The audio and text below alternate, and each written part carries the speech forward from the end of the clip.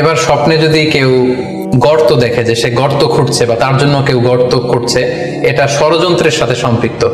কেননা আরবি প্রবাদে আছে যে মান হাফারা হুফরাতান ওয়াকা ফিহা, কেউ যদি কারোর জন্য গর্ত করে তাহলে সেই গর্তে সে নিজে আগে পড়বে।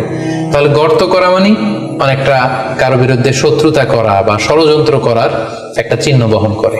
এবার স্বপ্নে যদি কেউ নৌকা দেখে বা শিপ দেখে, জাহাজ দেখে, যে সে জাহাজে আরোহণ করছে বা নৌকায় আরোহণ করছে, এটা তার জন্য একটা ভালো সাইন।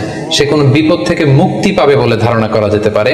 কারণ সূরা আনকাবুতের 15 নম্বর আয়াতে আল্লাহ বলছেন ফাআনজাইনাহু ওয়া আসহাবাস সাফিনাতি ওয়া জাআলনাহা আয়াতাল লিল আলামিন, অর্থাৎ আমি নূহ আলাইহিস সালাম এবং তার সাথে ঈমানদার সবাইকে আমি এই নৌকায় উঠিয়েছি এবং মহাপ্লাবন থেকে তাদেরকে আমি বাঁচিয়েছি। আর এই মহাপ্লাবনকে আমি গোটা বিশ্বের জন্য একটা নিদর্শন করে রেখেছি। সো নৌকায় ওঠা বা জাহাজে ওঠা, কোনো শিপে বা লঞ্চে ওঠা, এটা আপনি বিপদ থেকে মুক্তি পাবেন।